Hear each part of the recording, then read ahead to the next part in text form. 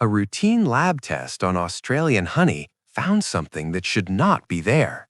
Something that could affect millions of people. Something that beekeepers swore was impossible. Let me take you inside the investigation. Australia exports honey to over 50 countries. It's a billion-dollar industry. Australian honey has a reputation for being pure, clean, natural. Manuka honey alone sells for hundreds of dollars per jar. Buyers trust it completely.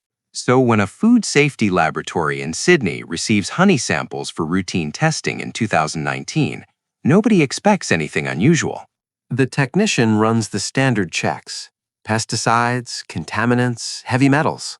Everything looks normal. Then she runs one more test. The test detects antibiotics. Specifically, a class called tetracyclines. These are powerful antibiotics used to treat serious bacterial infections in humans. She double-checks the results. Still there. She runs the test again. Still there. She alerts her supervisor, who alerts the Food Safety Authority. Within hours, a quiet investigation begins. They don't want to panic anyone yet. But the question burning in everyone's mind is simple. How did antibiotics get into Australian honey? To understand why this is such a big deal, you need to know something about antibiotics. They're one of the most important medicines ever discovered. They save millions of lives every year. But here's the problem. The more we use them, the less they work. When bacteria are exposed to antibiotics repeatedly, they adapt. They evolve. They develop ways to survive. We call these superbugs.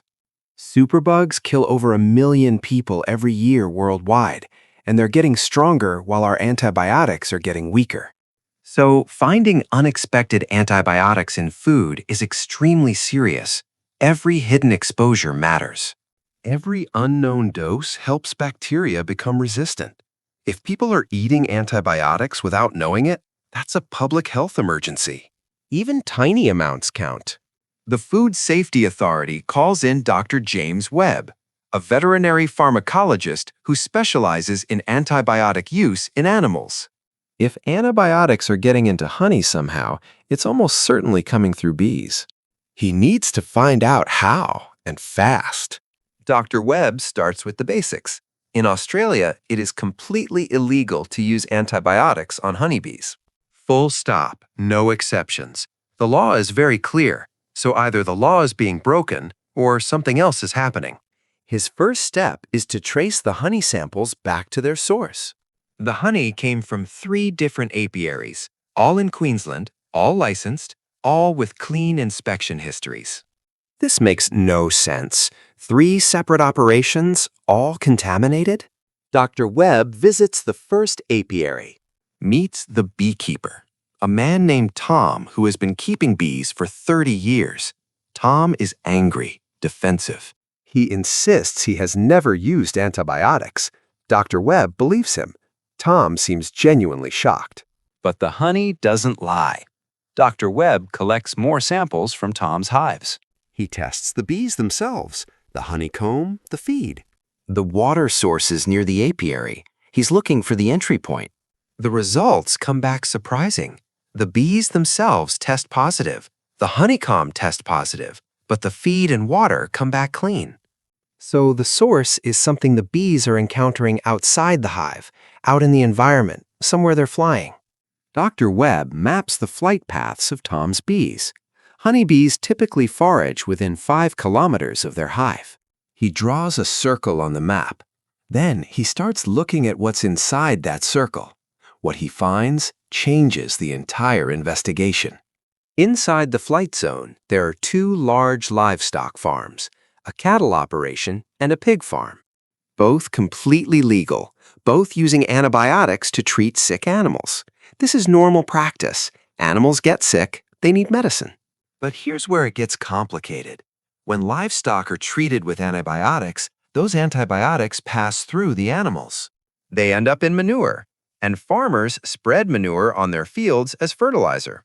That's completely normal too. But the fields grow flowers. And bees visit flowers.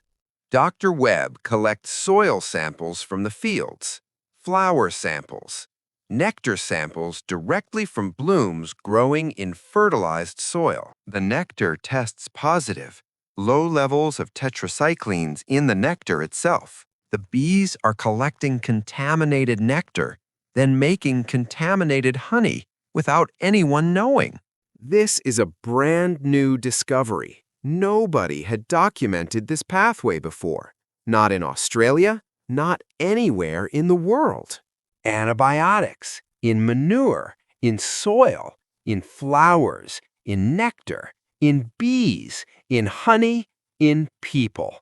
It's a chain nobody knew existed. Dr. Webb knows this is bigger than 3 Queensland apiaries. If this pathway exists here, it could exist anywhere in the world where beehives are near livestock farms. He expands his investigation immediately. Dr. Webb tests honey samples from across Australia. Urban apiaries, rural apiaries, remote locations far from any farms. Wilderness honey from areas with no livestock for hundreds of kilometers. The pattern is striking. Only honey from areas near livestock farms shows contamination. The remote honey, completely clean. This confirms the pathway, and it points to a solution. The antibiotic levels found are very low, below what's considered dangerous, but the principle is deeply concerning.